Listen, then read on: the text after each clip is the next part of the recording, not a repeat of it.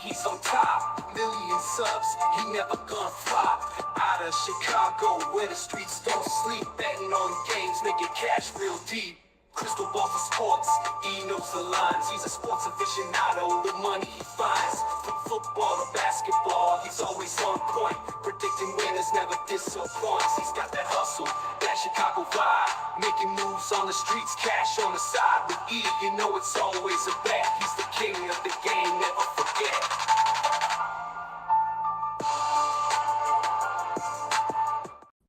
Hello and welcome to the Etoft21 Sports Show for May 7th. How is everyone doing? My name is Eric. I'm the man behind Etoft21 Sports.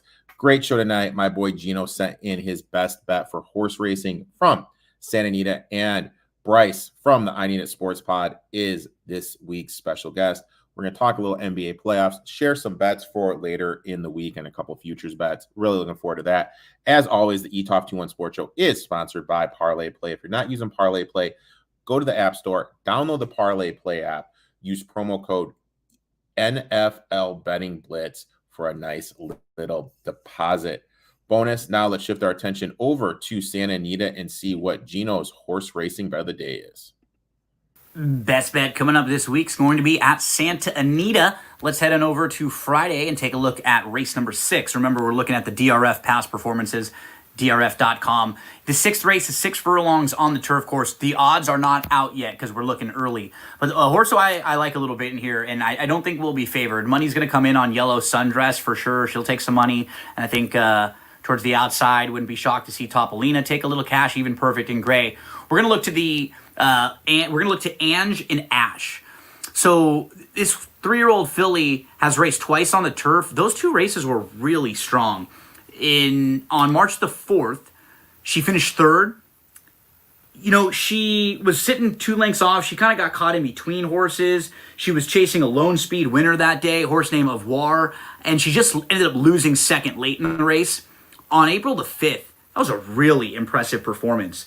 She had a fast start, then she backed up. She sat second. She was about a length off in the 2-path. She was traveling really well. She really looked like a winner all the way around the racetrack, and she just opened up at the top of the lane. I think she's set for another really good effort in here. She has nice tactical speed, and I think she'll get a great trip in here. She can sit right behind a couple of pace players, like the 2 horses or the 3 horses to her outside. Actually, all could be flashing speed. So, Ange and Ash in race number 6 at Santa Anita on Friday. We'll be back again next week with another best bet. Good luck. Make sure to follow my boy Gino at It's Me Gino B on X. I am going to be on his podcast every single week talking college football, NFL, or NBA. Now, without further ado, let's welcome this week's special guest, Bryce from the Neeed It Sports Pod, to the show. Bryce, how you doing, my man? Doing good. What's up, Eric? Thanks for having me back. Nothing much, a pleasure, man. Always a pleasure. Nothing much. And you know what? I'm going to embarrass my mom for telling you this. My mom, I was talking to her on the phone today. She's like, oh, you know, who's coming on your show tonight? I go, oh, Bryce, you know, he's been on a couple of times. My mom goes, oh, he's really cute. So you know what? I think my mom's got a little bit of crush on you. You know, you can walk around head held high and everything. My mom thinks you're a little cute. Just wanted to pass that on to you, man. Thanks, Mom. Thanks, Mom. I appreciate it. It's been an interesting first week of the playoffs. You know what? This is right up. What's next for the Bucks? I really do not know. Think you got to get a little bit younger.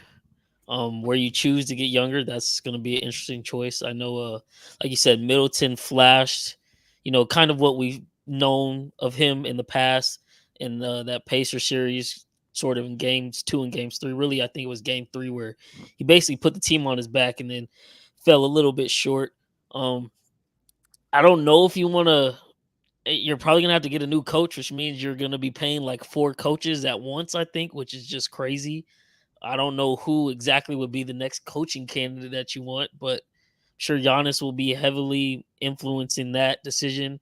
And then Dame, do you want to try and run it back with Dame, or do you want to maybe trade him for pieces as you look to get younger? I would assume the Heat maybe still want him, But at the same time, there's now rumors going on that Riley might be done with Butler and some of his antics. And I know that was going to be a major reason why they wanted to get Dame, pair him up with Jimmy and Bam down there. So I'm a little confused. I don't know what's next for the Bucks. They got to do a lot of digging, and they're gonna have to make some tough changes because it's been now 3 years since the last championship, and you haven't made it close since. So something's got to give. I have a quick Jimmy Butler story. So one of my friends used to work for the Heat organization. Butler comes in, starts complaining to Spoelstra, and mid-sentence, Spoelstra just goes down, pulls out the drawer. In the drawer, he pulls out one of his championship rings and goes, "When you get one of these, I will consider what you're saying." He didn't say I would listen to you. He said I would consider what you are listening, which is hilarious to me. I'm actually working on a blog post for my site about what is next for the Bucks, and it's really interesting. You hit on the nail on the head. They do definitely have to get younger. Dame, 34 now. Yeah. That he's an old guy. As crazy as it sounds. And what's about Giannis? Is Giannis going to be content with just kind of like, hey, you know what? I got my title here. I'm the king of Milwaukee. Or is he going to want to like go to greener pastures? Because with his style of play, when it falls off, it falls off. It's going to fall off. And he's probably got about another 4 years left. So what is Giannis going to want to do? Connaughton, Portis, great for their title. They are not winning a title without those two. Those two are definitely a little bit older, lost a step. There's a reason the Bucks tried to move in the offseason. I think they need to move those two, shore up the bench. And I think we need to see them to get rid of Pat Beverly after those antics. I really hope they start using Andre Jackson more. I think he's a great piece, can be that. He showed his ability to knock down threes, was a great defender in the Pacers series. I think that could be something they could look to do, like moving on. But, I don't know. It's going to be an interesting season. Who knows?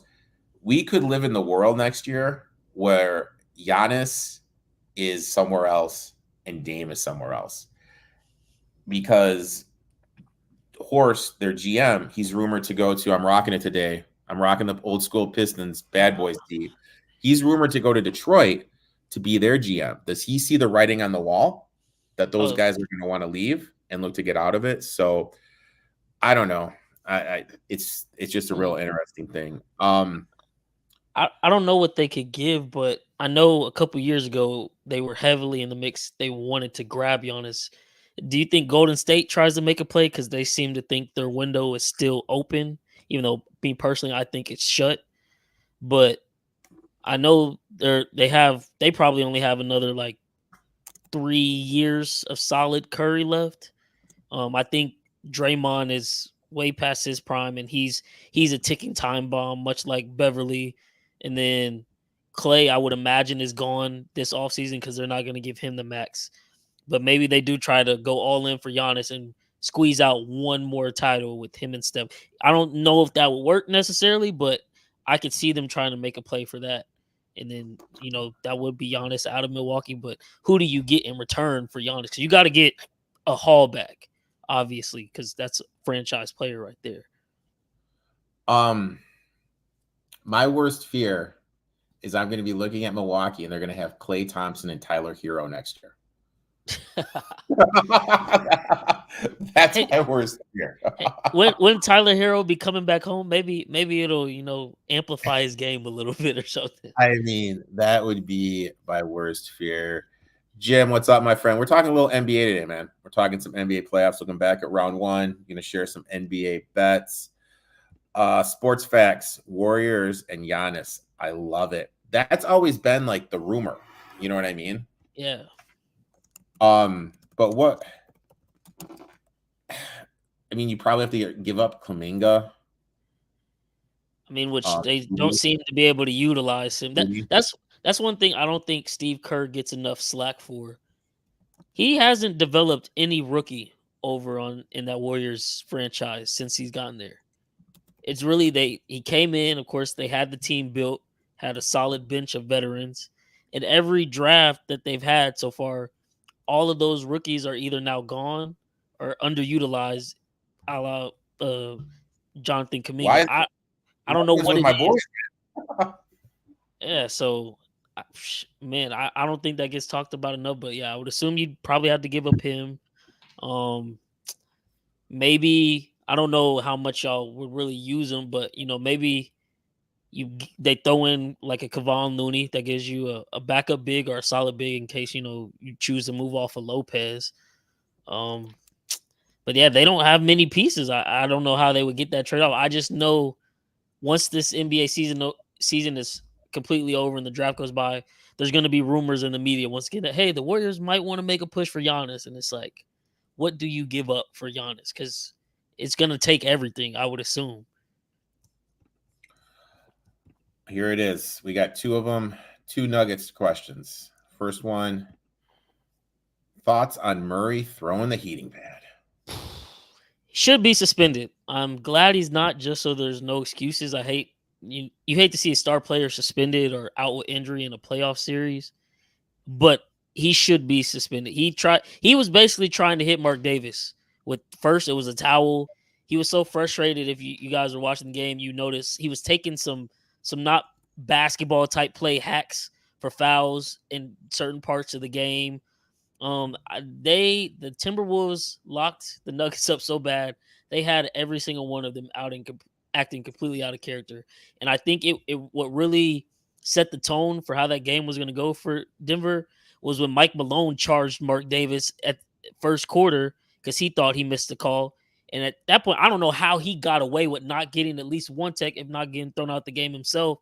And from that point on, it kind of set the tone like, hey, if our coach feels we're getting, this screwed over, let's keep crying to the refs. And the refs let them play. Credit to them. They weren't calling any ticky-tack fouls for both sides. And Timberwolves put it on them yesterday.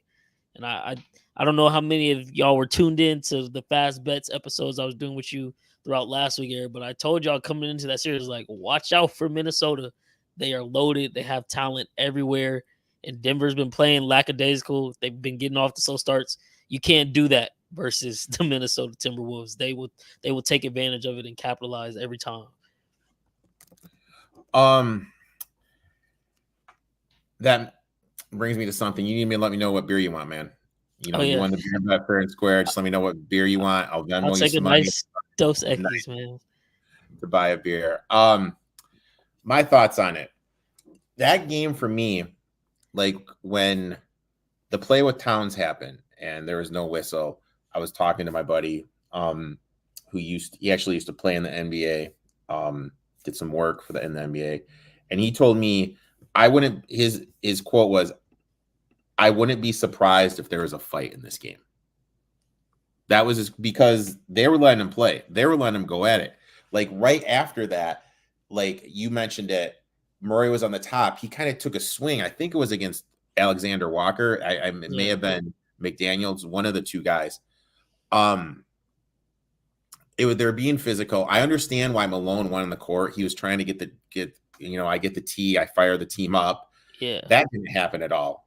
I just don't understand, and I want to hear your opinion. They're letting them play a physical brand of basketball. You have Joker. Why aren't you just letting Joker bang underneath and go to work that way? But you're giving the ball to Aaron Gordon. You're doing pick and rolls with Aaron Gordon. I just don't understand. Malone's supposed to be this great coach. Why didn't he adapt to the way that the game was being officiated? That's a good point, but I also would give some credit to Chris Finch. He's doing something that I don't think I've seen anybody ever try. If y'all have noticed, Jokic essentially, even though he's the 5, he essentially is the point guard of the Denver Nuggets. And usually he's bringing the ball up the court so they can get in their sets, get in their rhythm. And if you notice, whoever's on the court, especially with, this past game too, where Rudy is out, so Naz Reid got a lot of playing time, they're picking Jokic up 94 feet, just like they're picking up every other guard and it's completely throwing the Nuggets out of rhythm. They can't get into sets, and it's not like they're besides Jamal Murray. It's not like any of those other guys, MPJ, Gordon, KCP. They're not shot creators for themselves. They got to get their shots created by Jokic. If Jokic can't get down the court in a timely manner and get them in the right sets, those guys aren't getting good looks. And then Murray, I think he's shooting like 18% or something for the field right now through 2 games. Yeah. So I was texting my group chat yesterday for the podcast, and I was like, man, Alexander Walker and Jaden McDaniel literally have him in hell. And it kind of, I don't know how many of you guys watch AAU basketball or played it. I played it growing up. I'm like, it's like they brought AAU basketball to the NBA level where it's nonstop pressure, 94 feet. And it's got the Nuggets completely flustered. They can't get anything going. And like I said, those other guys cannot create their own shots. So, and it's like, it's not just Jaden McDaniels and Alexander Walker. And Edwards, I would argue, is probably the best two-way player now in the NBA, offense and defense. He can switch. All 3 of them can switch without. And Naz Reid, you throw him in there, which I think, honestly, for this series, I know Rudy did just win his 4th Defensive Player of the Year, so that's official. But they're honestly better on the court with Naz Reid and Karl Anthony Towns because they're quick on the defensive end, and then on the offensive end, they can spread Denver out, and Jokic has to come out the paint. You put him in a pick and roll, and you saw Edwards get probably like 4 or 5 easy layups just walking right past Jokic, just standing there. So, yeah, they got to do something drastic. You kind of saw it already. They put in Holiday, which meant they were desperate for any type of offense. But I think it's over. I think the Nuggets just smacked them in the mouth in Denver. It might really be a sweep. I expect Denver to come back and, fight back, but I think we really might witness a sweep for the Timberwolves. And honestly, I don't know if the Timberwolves might lose a game in the Western Conference playoffs the way they're playing right now. And when it gets to the finals, if it's the Celtics, it becomes a little bit of a question. But that team, man, I'm telling you, they have 8-9 deep players that can all play at all times on the floor, interchange positions. Credit to Chris Finch, man. I was completely asleep on them. I did not think they would make it past the Suns, and here they are whooping up on the defending NBA champions. Which begs the question, excuse me. Suns better than we thought? Huh? Because they weren't getting their asses kicked like this. They weren't. And that also begs the question: are the Lakers that bad? Because you know what I mean. Like it makes you kind of think a little bit. I want to think that way, but at the same time, I think it is you can't completely be. That's the reason because I think styles do make fights. Like the matchup of Minnesota, they can run 3 bigs. When's the last time we seen Denver have real problems in the playoffs? It was the bubble when the Lakers had 3 bigs in JaVale, Dwight, and AD, and they could rotate all of them, and each could take Jokic at certain points of the game and wear him down. That's exactly what Minnesota's doing. So I don't know. I think it's a little bit of both, but it definitely does add some more perspective to maybe Phoenix, might have been second best team in the West, but they just ran into the first best team in the playoffs. So, and I saw some interesting tweets. The first tweet was, let's look at the last champions. Raptors lost in the second round. Lakers lost in the first round. Bucks lost in the second round. Warriors lost in the second round. Nuggets, are they going to lose in the second round now? There's just kind of this trend. Another tweet I saw is like the NBA is you make it to the Western or Eastern Conference finals until you get old, and then you just fall off the face of the earth. Yeah. I mean, that's what do you think about it? That's like kind of right. I mean, when you look at it, Raptors completely fallen off the face of the earth. Lakers did have a run last year. Besides that, really haven't done anything. Bucks, they're treading water, man. They're treading water. Warriors, they're barely treading water. They're almost sinking. So we may have already seen this window. Like everyone thought these Nuggets were going to win like 2 or 3 titles. Yeah. The window could be closed. Window could already be shut. A couple more questions I want to get to, then we'll jump into our takeaway. Thoughts on Rudy missing the game for the birth of his baby? Um, I can't be mad at that, man. This is a birth of a child. I think it was Gilbert Arenas was like, bro, the Yeah. baby's gonna be there. I think that's just very ignorant and stupid comment to make. I can't speak on it because I don't have kids myself. But if that happens in the future, whatever's going on in my life, I would drop it to go be there for the birth of my first child. Yeah. And Yeah, then for also sure. like there could be birth complications. Like you don't know what could happen. Like it's not a Yeah. given that the baby like it just comes out easy and smooth and it's done just like that. So definitely can't blame them. And at the same time, the Timberwolves technically already did what they needed to do. They stole game one. That's the goal of NBA teams. Still won on the road. Hey, they got two, so they lucked out. But I mean, from their standpoint, I'm not mad at Rudy for doing it. Can't blame him. Anybody who does fault him for that, I don't know. If you have kids yourself, I find that very weird. If you don't, I don't. Maybe you just don't understand it, but I understand it. So Um, I don't know. There's a weird conversation going on here. do I bet? Bryce, do you bet NBA? Yes. He goes, Matt, do you bet WNBA? I don't know. I think they're asking, do you bet WNBA? I do when it's available. It's hard to kind of get like some of the lines and stuff, but yeah, I bet on WNBA. Last year I hit on a nice little future bet, Las Vegas Aces to go back to back, and that was that was riding all year easy. And then I Yeah. bet the games in the finals as well. So Let's do some, we each have one takeaway from the first round of the playoffs that just finished. What is your takeaway, my friend? I thought it was a year too early. Turns out it's right now. Whether y'all want to accept it or not, this is probably Ant Edwards' league now, and they're probably going to prove that in this playoff run. And then he's going to go on to win a gold medal, and then he will be the American face of the league, so to speak, for the foreseeable future. And then we'll see how, because I'm still a very big fan of, I think Wemby is obviously going to be probably the best we've ever seen just from the fact he's 7'5", but can do everything.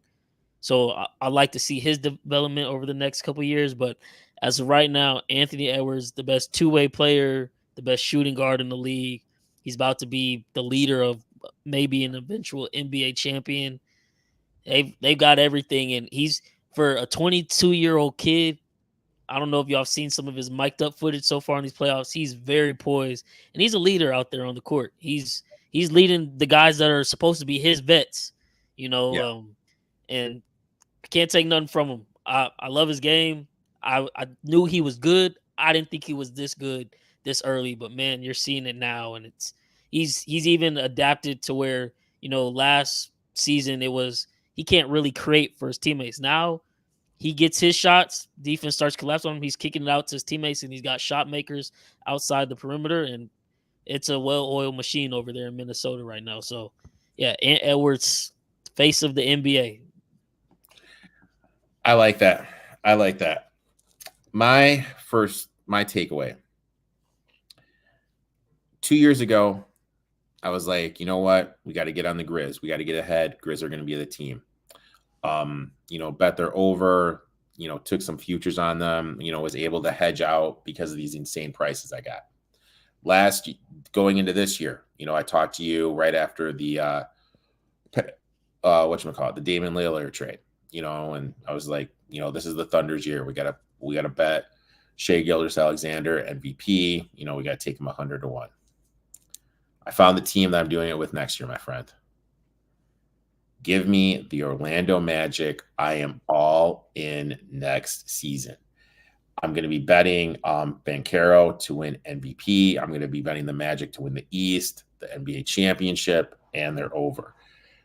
We've seen it with these young teams. They get into the playoffs, have to be the playing game, first round. They just get that experience. And just being in that setting helps push them over the edge. Look at what the Wolves, you were talking about the Wolves. The Wolves got in last year. They got manhandled by the Nuggets. But just having Anthony Edwards in that setting, it's kind of propelled them into this next tier because now you see what it is. It's really rare a team goes in there for the first year and kind of dominates.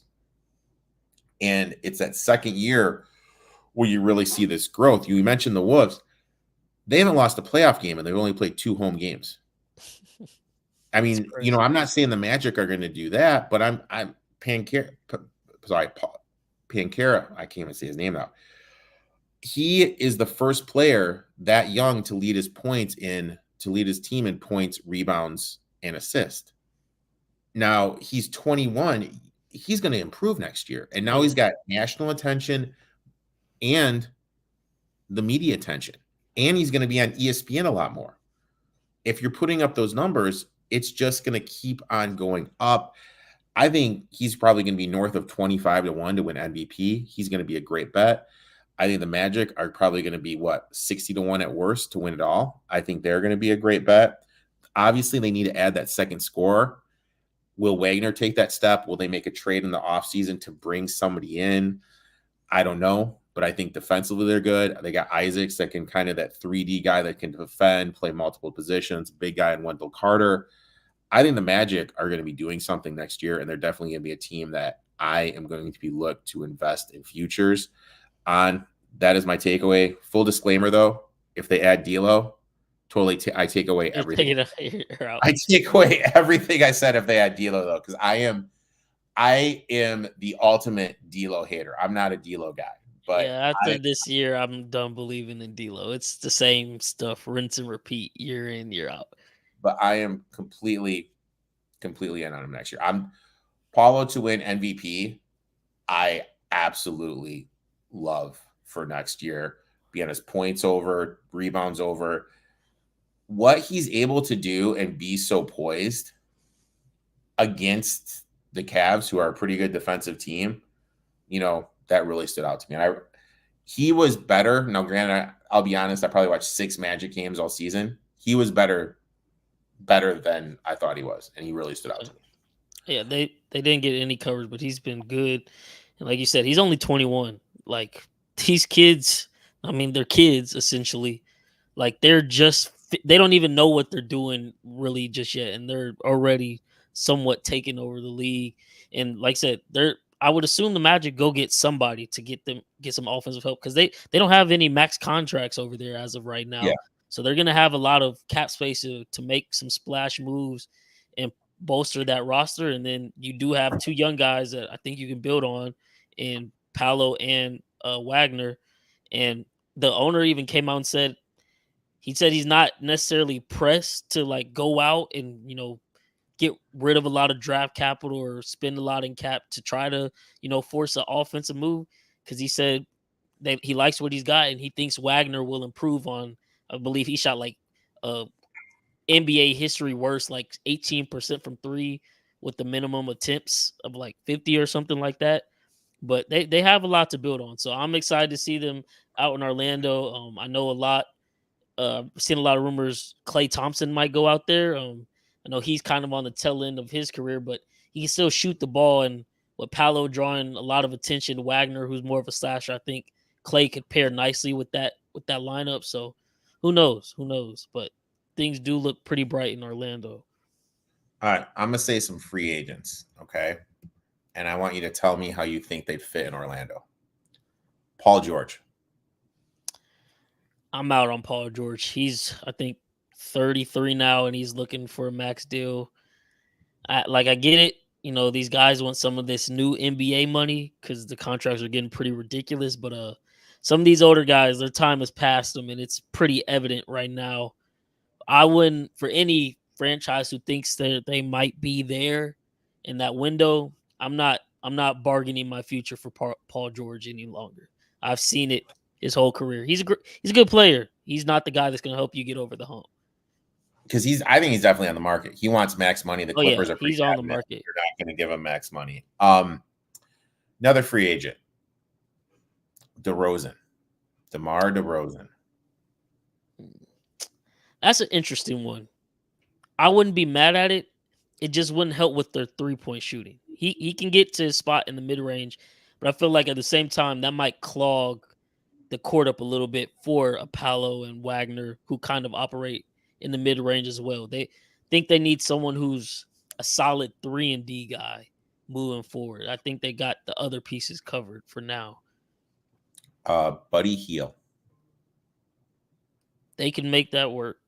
Because I saw Maurice, I guess, did some interview where he said it's on him. He thought the fit with Buddy Hield and Philly would be something different than what it actually was, and then he fell out of the rotation. But that's on him because he didn't see that playing out the way it did. But yeah, Buddy Hield could be a nice veteran and shooter presence for them. So I wouldn't be mad at that one, and he wouldn't be getting max money either. So you still be pretty good with cap as well. OG Anunoby. If they get OG Anunoby, they'll be the number one defense in the league next year without a doubt. Gary Trent. Hmm. You know, you can shoot the three, defensively a little bit of a liability. Yeah, I'm out on that one. Three more. Malik Beasley.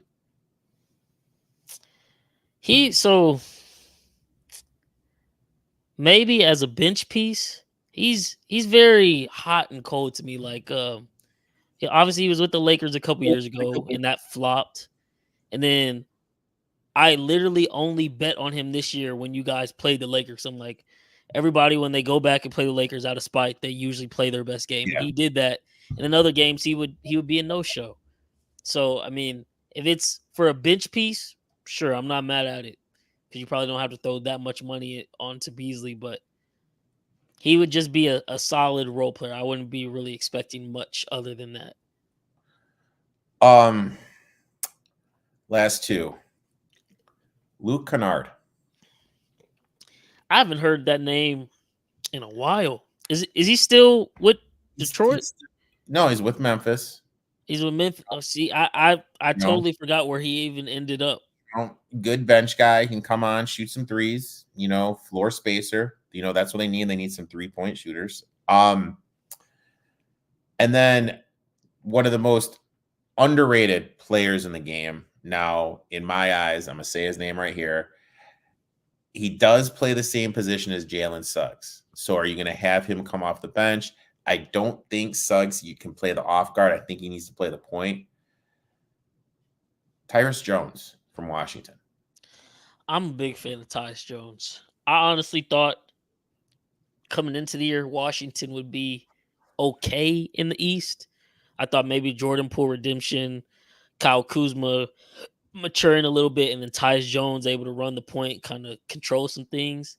But I would like to see Tyus Jones back in a good organization. I think he's a really solid point guard. I don't know if he would want to play the backup role because that's what he was trying to escape from Memphis because he had to do that for a couple years. But if he's willing to, yeah, I would definitely make that move because that's essentially a veteran point guard off the bench. You don't really lose, you know, anything when he comes onto the floor. He's still an extension of the coach out there. So I would definitely like that move. There are way more good free agents than I thought. I mean, Caleb Martin, he's lurking around. I think he would be a great add to that team. DeAnthony Melton, he's lurking around. Malik Monk, he's around. Malik Monk. I mean, that might be, if they can pry him out of Sacramento, that might be the free agency pickup of the year. I think LA should have never let him go, honestly. But they did, and he's been balling out in Sacramento. He very well had a case for sixth man of the year until he got a little banged up here to end the year. But yeah, no, that would be a massive pickup if they can get Malik Monk. So there's some interesting free agents that. Well, here's one right here, Patrick Williams from the Bulls. I mean, there's some interesting free agents the Magic can make. So yeah, I'm getting more and more interested in the Magics. Let's shift our attention over to my very favorite part of the show, the bets. First bet. Boom. Tell us why you like the Wolves to win the title at plus 285, my friend. Man, like I've said earlier in the pod, everything I said basically, they 1 through 9, you name it, they've got it all. They've got 4-time Defensive Player of the Year, Rudy Gobert. They've got face of the league, Anthony Edwards, Karl Anthony Towns, who's probably the best shooting big in the league. And when he can stay out of foul trouble, very great presence on the court. Yesterday had a massive 27 and 12. Nas Reed, 6th man of the year. Jaden McDaniel, 6'8", long shutdown defender. And then you bring Nick Hill, Alexander Walker off the bench, who's also like 6'6", I believe, has length and can lock down as well. I had to laugh yesterday. They had the slow-mo clip of him guarding or picking up Murray full court, and he's just laughing at him because he just knows, like, we've got you completely frustrated. But they are playing as a team. This number is only going to get lower and lower the more they win. So lock it in now. I made the mistake of not locking it in before the series because I really thought in my heart of hearts they were going to whoop the Nuggets, but I didn't want to, like take that chance. But now that I've seen it play out and it played out how I thought it would in my mind, I had to make the jump. Minnesota Timberwolves plus 285. Get it now while you can. That way, when it finally does happen, you won't be one of the ones who's sitting there like smacking yourself like, dang, like I should have hopped on the bandwagon. Like Bryce told us, but I didn't believe it. Like what you're seeing is real. You don't win 6 playoff games in a row by fluke the way they're dominating. Like they are playing amazing basketball right now. And I just think they can go toe to toe with anybody left in the playoffs right now.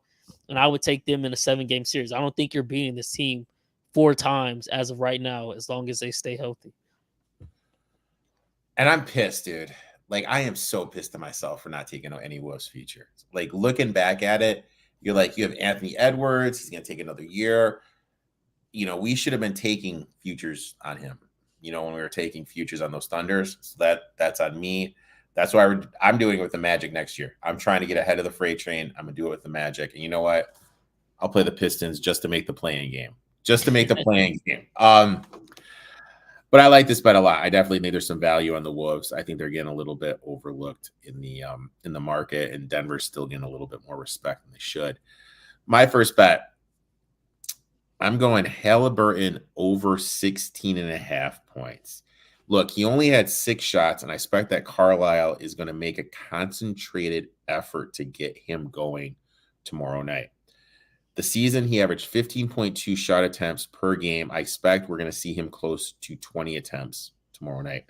I expect they're going to use more pick and roll action to get the switch so Halliburton can go to work against a weaker defender. DiVincenzo, who's an underrated defender, very physical with him last night. I expect them to kind of use the pick and roll with Turner, trying to get some switches, as I said. He's the engine that could for the Pacers offense. For the year, on short rest, he shot 38% from 3, 48% from the floor, and averaged 20.5 points per game. That's all on short rest. Quick turnaround, only 1 game back, 1 day in between games. I expect a big bounce back effort from Tyrese Halliburton just because I think the game tomorrow night is going to be close, and I don't think the Pacers have a chance unless Tyrese has a good game. So if he doesn't have a good game, they don't have a chance. So I'll take Halliburton over the 16.5. Next bet, my friend. Tell us why you like this. Well, before I touch on that, I just wanted to ask you with the Halliburton thing, because I think he's going to bounce back tomorrow too. But the way he was playing in that game, like I said, he only had like 6 shot attempts, which is crazy to look at in the box score. Do you think Carlisle should have put in McConnell the way McConnell was playing last night to close out that game? I think if you don't think that. No, I've talked to you this many times. Anytime he is on playing, my boy sends me a text and goes, how pissed off are you that he's in the league and you're not? I get that text all the freaking time. I mean, like, if you want to, so here's the thing, like, he's having a good game. Halliburton's your best player. Yeah. He can do more with the ball. Like, okay, you can put him in, but then who do you take out? You can't take out Nembhard because Nembhard's your ball hog defender. Yeah. So, I mean, I don't disagree. But I just saw that as a talking point earlier today, and I was like, I mean, I get where you are coming from, but that's more of a hindsight thing. Like, if they do that in the moment, everybody's going to be up in arms. Like, why is Carlisle putting McConnell on the court with 2 minutes to go and, the heat of battle in a playoff game? It's like, he did play well yesterday, but yeah, I wouldn't have done it. And they earned a chance to win that game last night. That was a fun ass game. Too bad the refs got in toward the end of it. I'm trying to think. Okay, so let's play this out in our heads. Who would you take off? You can't. I mean, because of the rebounding, you got to leave Turner and Siakam in, right? You got to leave Nemhart in for his defense on Brunson. I've seen legit arguments that people were saying he should have taken out Halliburton. I mean, it's an interesting thought. I mean, it's definitely an interesting thought. But then again, do you trust TJ McConnell to make shots? No, you know what I mean? I don't. But yesterday he was hitting shots. He was having, another almost career night, and I'm like, I get it, but you don't take out your max player in the last 2 minutes of a heated playoff game. You just don't do it. So. Interesting thought though. Next bet. Tell us why you like this finals matchup. I mean, if you're seeing it back-to-back nights. Yesterday, you see the Timberwolves whoop up on the Nuggets again without Rudy Gobert. And then today, if you were watching earlier, Celtics just, completely smacked the Cavaliers 120-95. I believe the score was. These two teams, I feel like, are on a collision course for the NBA Finals. And right now, my heart is telling me the Timberwolves would win that one, which it might be surprising to a lot of people. But if right now, if you get a plus 550, because Vegas still is, I think, overvaluing the Nuggets, you need to lock this in right now. These are the two best teams in the NBA, and they've been the two best teams basically all year. I know the Timberwolves technically ended up in third, but literally the first and the third seed in the West, OKC, them in Denver, was all split by one game. So it's not like they were far off or something. They're the two best defensive teams in the league. It just, unless there's some injury that, we like, obviously Porzingis I know is out right now. They said there's a chance he might come back to the for the conference finals, but if no major injuries, it's almost a given. I feel like that these two teams will meet up in the NBA Finals. So if you can steal it at plus 550, I think that's really good odds to go sprinkle some money on that. Is there a prop for the Wolves to beat the Celtics in the NBA Finals? So I think he's asking not for the matchup, just to have that outcome. If there is, I haven't seen it yet, but I would definitely sprinkle some on that too, because I would imagine it's probably more than plus 550 odds that the Wolves beat them. But yeah, I like that. Like I said, I'm saying it here, so if it happens, I can always come back to it and kind of, toot my own horn. But I think the Timberwolves are going to win the NBA Finals this year.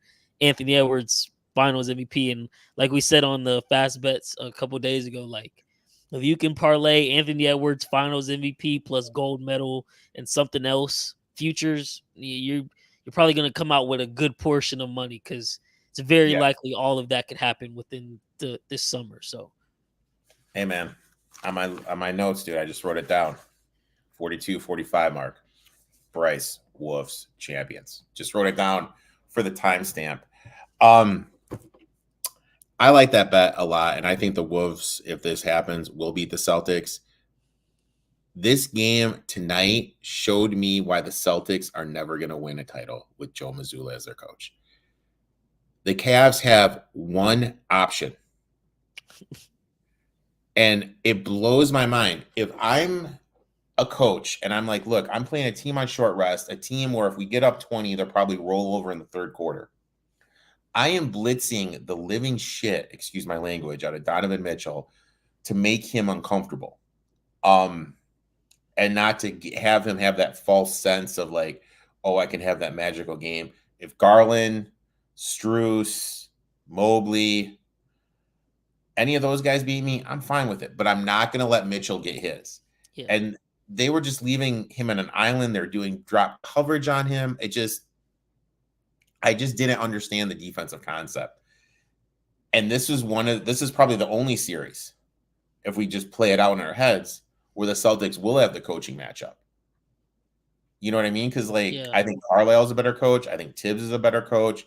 Malone's a better coach. Oh my God, Finch is a better coach. Kidd's a better coach. And I think the Thunder, whose coach's name I can't even pronounce, I think he's a better coach. So this is the one thing you have the coaching advantage, and you're not doing anything to take advantage of it. It's like literally like, what the hell are you doing? Yeah. I don't know. I hated what I saw from the Celtics. I won my minus 11.5, but I hated what I saw from the Yeah, I Celtics. hated watching that because I also had the spread and my teaser I was telling you about before we Yeah. hopped on, and I was like, Mitchell was literally the only one who can even score, and all you had to do was shut him down, and they weren't doing it. So like that third quarter where Cavaliers kept hovering around the 10 points, and I'm like, if y'all just shut Mitchell down, like this game is easily a blowout. But yeah, Mazzulla, he worries me a little bit. And that's where I'm saying, like, if it's one key injury, like Porzingis being out might really play a factor in the Eastern Conference Finals if he can't make it. But as of right now, they're just too talented for that Cavaliers team. And Yeah. Donovan Mitchell can't carry them for 4 games versus Boston. But yeah, versus a better coach team, Celtics could definitely be in trouble. And that's another point why I would pick the Wolves over the Celtics. Oh, yeah. I just think they're way better coach. Okay. I may be drinking a bottle of bleach tomorrow, man. Jalen Brunson under 37.5 points. I may be, like I said, there's that one meme that goes around where the guy drinks the bleach and then he like fakes Fakes throw it off. jumping over the balcony. That's going to be me tweeting out that meme after he probably scores 55. But look, I have to do it. This is the highest player prop point total I've ever seen in my life. For as many years as I've been doing this, this is the highest one in the playoffs. I say it all the time. Gambling is about buying low and selling high. This is the highest Jalen Brunson is going to be. 37.5 points. Insane. Yes, I know. Last 5 games, 43, 41, 40, 47, and 39. 42 points per game. But it's the playoff basketball. It's a tight whistle. 37.5. Brunson's due for shooting regression during this 5-game stretch. He is shooting 50% from the floor. Regular season, he shot 38%, 48%, little drop. I mentioned the whistle. A lot of stuff has been made of this whistle the Knicks were getting in the whistle during that game. He shot 14 free throws. I don't think it's going to be a friendly whistle that's going to lead to more free throws. And we've seen this all the time in the playoffs where a team gets a lot of calls and the next game doesn't get as many. And I think if Brunson's not getting over 10 free throw attempts, I don't think he's going to be able to get this total. Carlisle, I think he's one of the better coaches in the league. I think he gets overlooked with how good he is. I think he's going to do something to make Brunson uncomfortable, look to make the other players beat him. Same thing. I am just, as soon as he crosses it, I am doubling him or I'm going zone and I'm just pick him up full court. Yeah. Like something to get him out of it. I'm putting Nemhart on him. I go box and 1, like old school Nick Nurse used to do. Yeah, make someone else do something. I expect a huge effort to stop Brunson. Look, I'm playing Jalen Brunson under 37.5, and who knows, man? I may send you a picture of me drinking a bottle of bleach, like at 10 p.m. tomorrow night, man. Who knows, dude? I'm with you on that because I'm just like he just now became the first player ever in NBA playoff history to have 40 and 5 assists in 4 straight games, and then he joined the list of Jerry West, Jordan, and King for longest streaks of 40-point games in the playoffs. I'm like, it's gotta end eventually. Like I don't think the way the Knicks are playing basketball right now is completely sustainable, which kind of leads into my next bet. Like something's gotta give. And like, if you go look at the box score minutes, 4 of their 5 starters all played 40 plus minutes in that game 1, and they all played really well. Credit to them. But I feel like the Knicks gotta be gassed after a hard series with Philadelphia, and then you're not. Josh Hart didn't rest. He played every single minute of that game, and then they had him on the sideline interviews in between quarters, and he's like over there hyperventilating as he answers the question. I really feel like the Knicks are due for, a bad game. And that Pacers team, they obviously want to run. That's how they play. So I feel like they have a chance to get really winded tomorrow night. So I'm hoping and praying, but I might be right there with you drinking some bleach if that doesn't happen. Best coach ATS in the playoffs as a dog. Ricky C, baby. Ricky Carlisle. I like that. I'll probably be on it as well. Okay, here we go. will the Wolves lose a game in the playoffs? Oh man, I tweeted this out on my personal account, and I was like, I don't mean to sound crazy, but I think it was what the 0-1 Lakers went 15-1 in Yep. that playoff run. I really believe the Timberwolves might go 16-1 or possibly, sounds crazy, 16-0. Like I really think in a matchup like OKC, Dallas, I don't think either one of them stand a chance versus this Minnesota team the way they're playing right now, especially OKC because the size disadvantage. All they have is really Chet. I think that will be a bad series, a bad matchup for them. But then when you play the Celtics, I get the Celtics have been good, but like we just said, Mazzulla, his coaching woes, I think Finch would outcoach him. But also, if you're going to have Jaden McDaniels and Alexander Walker pressing Jason Tatum and Jaylen Brown 94 feet, we've already seen what the Warriors did to them a couple years in the finals. I could only imagine the amount of turnover problems they're going to be having.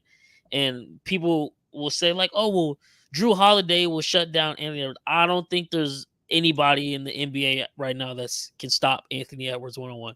He just seems like a man on a mission.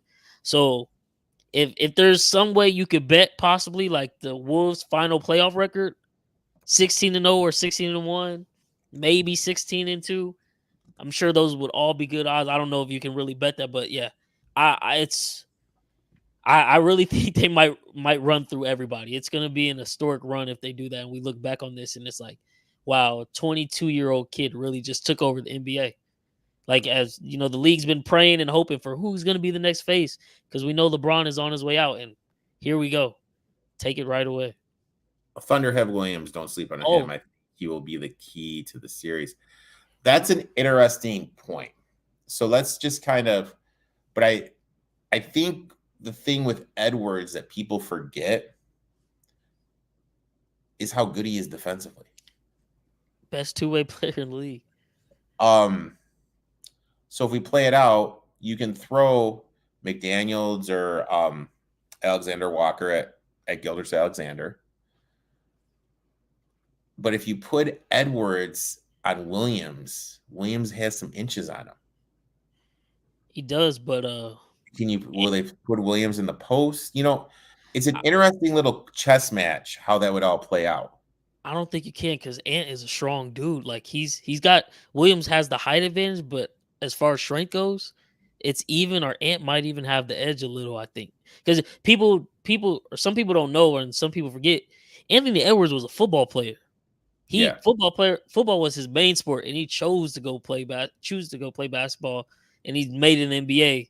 And he's always joked around when people are like, how good do you think you are? And he's like, oh, I'm not even anywhere near where I can be because like I really just started focusing on the game and taking it serious, which was on his NBA draft scouting report. It was some scouts were worried like how seriously will he take this game? How dedicated will he be? And for those who thought, he wouldn't be, they definitely missed out.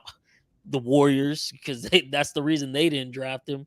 But yeah, I'm definitely not sleep on J-Dub. We actually had this conversation on my podcast like a week ago because Chris is a Thunder fan and he's at the game right now, funny enough.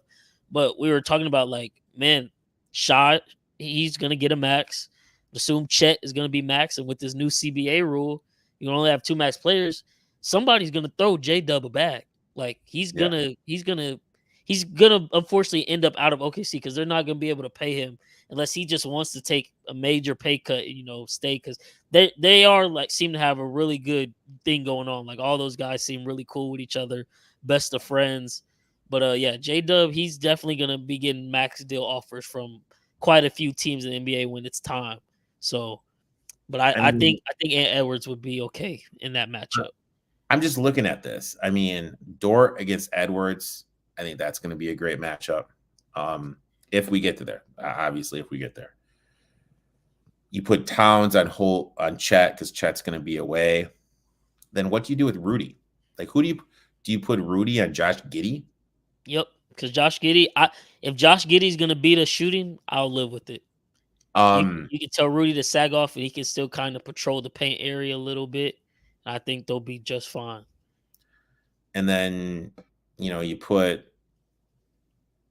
Edwards or one of the 3, Edwards, Williams, or Walker Alexander What about Conley though? Is this kind of like a series? Is this a non-Mike Conley series? Well, no, that's what I was gonna say. Actually, like that's one of the most underrated parts of the Timberwolves that I don't think people give enough credit to. Mike Conley is a very good point guard. Like if you've watched him throughout his NBA career, he's always been a solid point guard. Like not the best, but top, 8, 10 in the league of point guards. He's always been in that range, and he's making timely shots now this playoff run. I think he would be an X factor because it's someone you're not necessarily. It's one of those players you'll be like, oh, we'll live with him beating us, but Mike Conley can beat you. And so far in these playoffs, he has been beating people. They're leaving him open, as they rotate to guys like Ant or Cat. And Mike Conley's stepping up to the moment, and he's hitting shots down. A great veteran piece that doesn't get talked about enough on this Minnesota team, and I think also just makes him that much better, that much more of a threat. They, at all 5 spots on the floor, they've got it all covered. Bench players got it covered. Like this team, I'm like you said earlier, I'm mad I didn't put money on them coming into the season, but I let Rudy Gobert, kind of my hate for Rudy Gobert kind of guide me away or sway me away from, taking the Timberwolves. But it's undeniable at this point. That's a great team they got over there. One of the best playoff games atmospheres I have ever been to. I think it was the 2015. I'm Googling it right now. It was right around there, 2015. It was when the Grizzlies, it got 1-1 against the Warriors. They beat the Warriors in game 1 or game 2. I was able to finagle my way into the grindhouse for game 3. Electric atmosphere. Obviously, the Warriors boat raced them, but it was phenomenal. And Mike Conley back there, he's just a dog. He's been in big games. Hell, he played in a game after he broke his face. Yeah. He's that. A dog, and that's great leadership that he has and everything. But I guess my thing is this, though. In this matchup, though, who does he match up with? You need him off the court so that way you have the defense of Alexander Walker. I don't think so, because I think Mike Conley is also a pretty good defender. It's just maybe he doesn't get as many minutes because you do want to bring in Alexander Walker. But I think it's just, like I said, it's just the rotation. They're all pests on the defensive end. They can all score on the offensive end. So it's kind of like, hey, Mike Conley, you get these first, 5-7 minutes of the game onto the bench. We bring in Alexander Walker, and there's no drop-off whatsoever. Like, it's still the same defense, if not even more, with Alexander Walker. And I would assume you probably put him on Shea because, that's his cousin. Like, who knows him better than Nikhil himself? And you kind of saw a glimpse of it in the play-in game last year where they played each other. I just think the size of Minnesota is going to be too much for OKC. And that's the one flaw on OKC's roster because I think they're really good, but they just don't have a 5-man because that's not really who Chet is. And when he has to bang with, actual big men, he doesn't fare well. So I think that's where the fall off would happen. My last bet. It seems like every bet I have is in the same goddamn game. Give me OG and Anunoby over 23.5 points and rebounds. Watching the game, the one thing that became clear to me in game 1, this isn't a Mitchell Robinson series. 11 minutes. He was a -8. Without him, they were a +7. That is a 15-point swing. With Turner, Siakam being able to get away from the rim, I just don't think he's going to be able to play that much. I think he's going to be very limited with how much he can play. Well, he's actually they said he I'm guessing it's a stress fracture. They didn't say fracture, but they said stress. He's out for the next 6 to 8 weeks. So basically the rest of the season. Okay. So I don't know why they didn't just say that, but yeah, he's out. So all right. So this it makes it even better. It makes it even more. I think OG is going to be the one that really benefits. He can guard the perimeter, defend Siakam in the paint. He got so many open looks last night. Stuff just wasn't going down. Shot poorly, 5 of 14 from the floor, 36%. He's a 49% shooter for the season. Obviously, positive shooting regression. In terms of rebounding, he had 15 potential rebounds. That was second on the team behind Josh Hart. He converted 9 of them. He's going to be the second best rebounder on the court for the Knicks with the positive shooting regression coming, all the rebounding chances. I think we're going to see OG go over this total of 23.5. Look, you can even play him to get a double-double if you can find over 4-1. So I like OG Anunoby over 23.5 points, points and rebounds. So just to run it back for everyone watching, Bryce had the Wolves to win the title at plus 285. I had Halliburton over 16.5 points. Bryce had Celtics Wolves finals matchup plus 550. Brunson under 37.5 points. Pacers plus 4.5 for Bryce, and OG Anunoby over 23.5 points and rebounds. Bryce, I'd like to thank you for coming on, taking time out of your schedule, talk a little NBA. I am lucky enough to have you come back right before the finals.